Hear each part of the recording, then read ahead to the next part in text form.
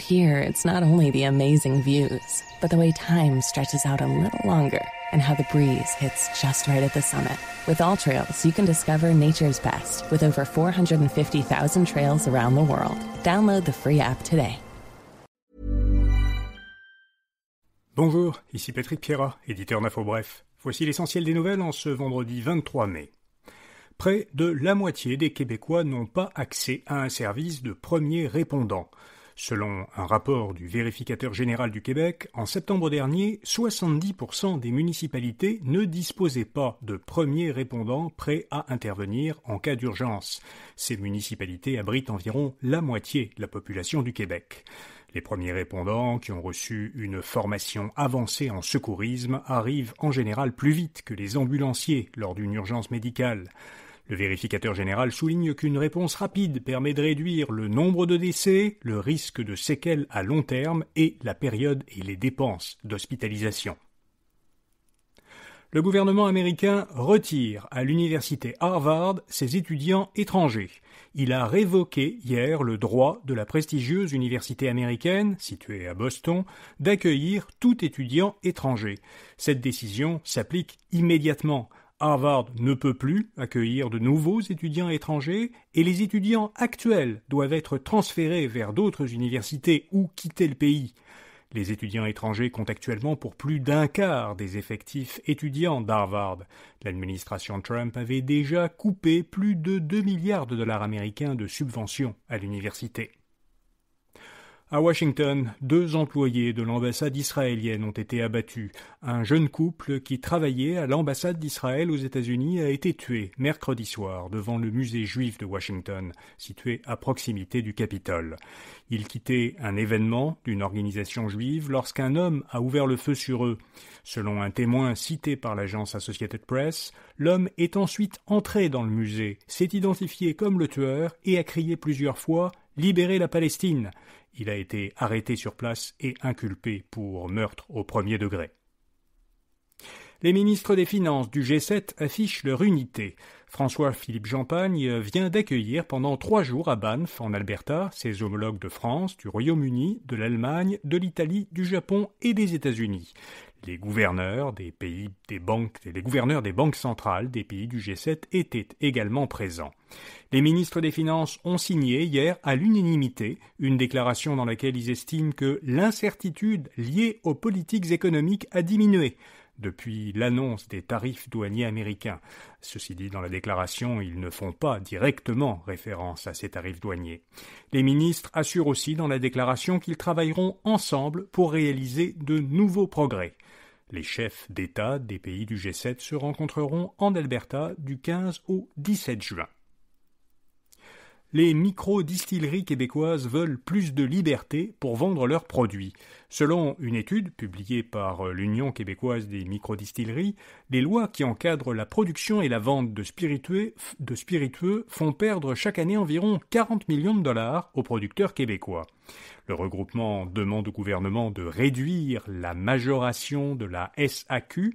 Ce qu'on appelle la majoration, en fait, c'est le profit de la SAQ sur les ventes faites directement par les producteurs, et d'autre part, de permettre aux producteurs de vendre directement leurs spiritueux aux restaurants et aux bars. L'AMF réprimande à nouveau l'influenceur immobilier Jocelyn Grégoire. L'autorité des marchés financiers lui ordonne, ainsi qu'à sa société, Sedma Finance, de cesser toute activité de courtage hypothécaire et de gestion de fonds. L'AMF a jugé que Grégoire et son entreprise ont effectué des placements illégaux liés à des prêts visant le financement de projets immobiliers. Jocelyn Grégoire est un influenceur immobilier connu au Québec. Son groupe Facebook, Mordu d'immobilier, compte près de 120 000 membres. L'AMF lui impose des pénalités administratives totalisant 260 000 $. Au Danemark, l'âge de la retraite va passer à 70 ans. Une nouvelle loi danoise fixe, à partir de 2040, l'âge de la retraite à 70 ans pour toutes les personnes nées après 1970. Depuis une réforme adoptée en 2006, le gouvernement danois fait évoluer tous les 5 ans l'âge de la retraite en fonction du coût de la vie. L'âge légal passera de 67 à 68 ans en 2030, puis à 69 ans en 2035, avant donc de passer à 70 ans en 2040. Les emplois majoritairement occupés par des femmes sont plus vulnérables à l'IA générative. C'est l'un des principaux constats d'une étude de l'Organisation internationale du travail, une agence de l'ONU. Selon l'étude, dans les pays à haut revenu, près de 10% des emplois plus souvent occupés par des femmes, dont plusieurs emplois de bureau, sont sur le point d'être transformés par l'intelligence artificielle générative. L'agence prévoit que ces emplois vont évoluer parce que l'IA va automatiser plusieurs tâches. Pour comparaison, c'est seulement 3,5% des emplois plus souvent occupés par des hommes qui seront aussi rapidement transformés par l'IA générative, selon ce rapport.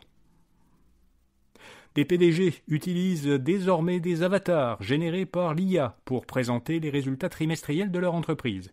C'est ce qu'ont fait cette semaine les dirigeants de la techno-financière suédoise Klarna et de l'entreprise américaine Zoom. Le PDG de Klarna s'est fait remplacer par son avatar dans une vidéo enregistrée. Celui de Zoom a utilisé un avatar pendant la première partie préenregistrée d'une visioconférence avec des analystes financiers. Il a ensuite rejoint lui-même la réunion pour répondre à leurs questions.